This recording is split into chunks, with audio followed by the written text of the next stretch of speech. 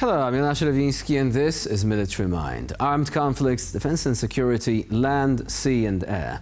We've got you covered.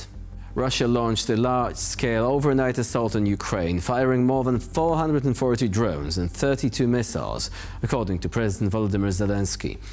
In Kiev, a Russian ballistic missile struck a 9-story residential building, destroying the entrance down to the basement. 14 people were killed and at least 99 wounded, according to Mayor Vitaly Klitschko. The air raid alert in the capital lasted for 9 hours. Local officials also reported at least 13 people wounded as a result of Russian attack in Odessa, which targeted residential infrastructure. In response, Ukraine launched 200 drones at targets inside Russia. While Russian officials reported no casualties, the temporary flight restrictions were imposed at 7 airports, including Moscow, Kaluga, Tambov and Nizhny Novgorod. The drones heading toward Moscow were intercepted, according to city officials. Now, moving on to the Middle East. In Iran, local media have said that 2 explosions were heard on Tuesday in the northwestern city of Tabriz, near a major Air Force base previously targeted by Israel. Thick smoke was seen rising from the area, according to local media. That same night, the Israeli Air Force conducted a strike in central Tehran, killing Iran's newly appointed wartime chief of staff, Ali Shadmani. The IDF said the operation was based on precise intelligence and executed during a brief window of opportunity.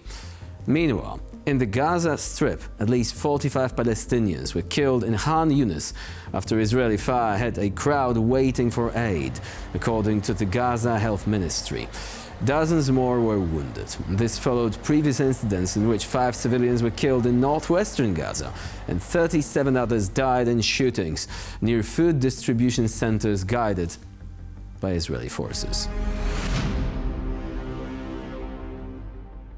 In the opening clip, a live Iranian state TV broadcast turns into a target as the anchor spoke about another heroic repulsion of attacks and triumphant victories.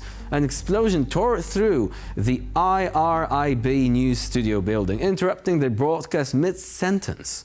Now, the video instantly went viral. Shots of the camera shaking, the lights going out, the technical staff screaming, and the anchor trying to get her bearings and speak before the signal cut out.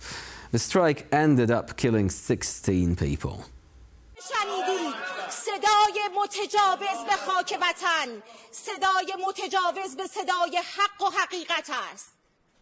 آنچه که ملاحظه کردید، صدایی که شنیدید، فضای غبارآلود استادیوم.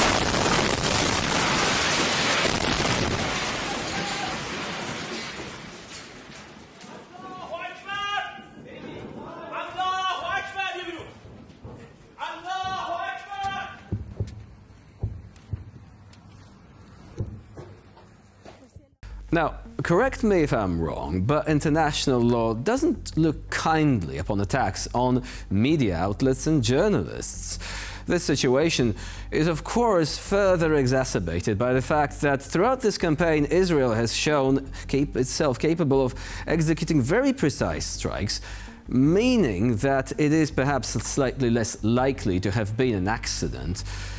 Anyway, moving on. The next video shows a Rochelle Senator AMRAP returning from a combat mission with a damaged rear wheel. Now, the footage was shared by the 4th Separate Detachment of Ukraine's Special Purpose Center Omega.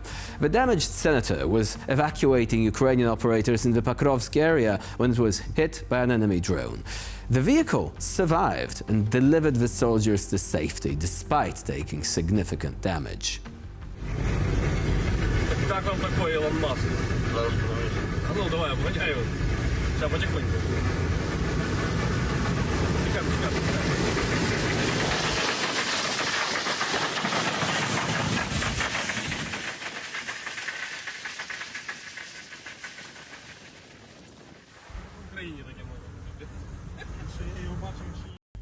And you gotta admit, a very powerful clip. It kind of symbolizes the Ukrainian resilience, really, the capacity to fight on despite taking damage against the odds.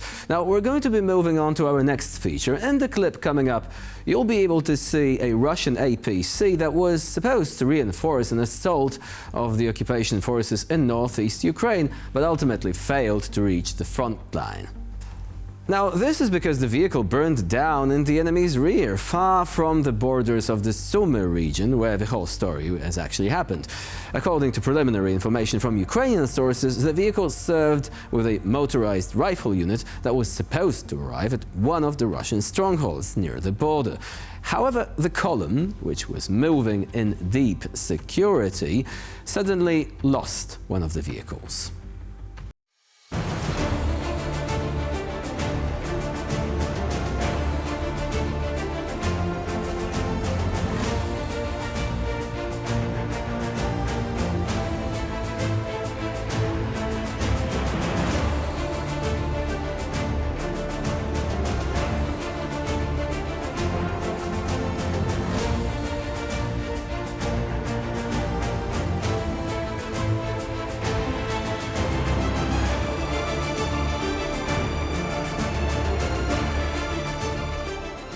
And again, you can see the Ukrainian operators acting very methodically on this one. The first strike disables the vehicle. The second one, flying right into the hatch with extreme precision, makes sure that that particular APC isn't going anywhere. And finally, you have the drone hovering above the flaming Russian vehicle, just making sure that the hit was successful. Now, moving on again, and Russia is constantly changing tactics and experimenting with novel airspace approaches, forcing the Ukrainian air defense to relentlessly adapt to the challenges. Modern tactics of countering the enemy in the sky involve not only repelling air targets, but also working with radar reconnaissance. Soldiers of the 3rd Separate Assault Brigade engage Russian drones with a variety of weapons, from small arms, handguns, man-portable air defense systems and surface-to-air missiles to FPV drones and interceptor UAVs. Let's take a look at their efforts.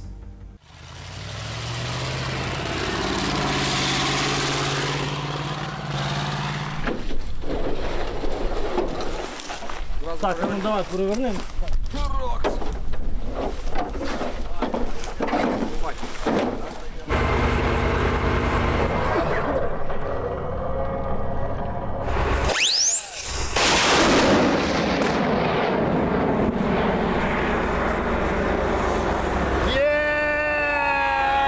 Торнадо відпрацював!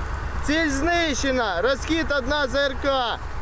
Інтенсивність нашої роботи напряму залежить від інтенсивності роботи ворога на напрямку.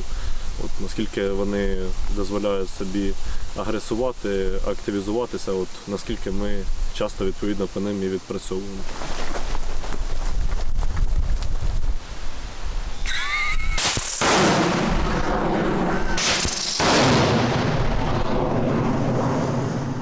Саме жирний Мі-35М був з підполковником на борту. Ми більше на даний момент їх відпугуємо, ніж знищуємо, тому що вони дуже бояться підкрастись близько і просто ми завдаємо їм удару на підльоті. Вони почали на деяких напрямках просто дуже рідко застосовувати авіацію, на деяких напрямках, там де вона сильно потрібна, почали застосовувати її вкрай обережно.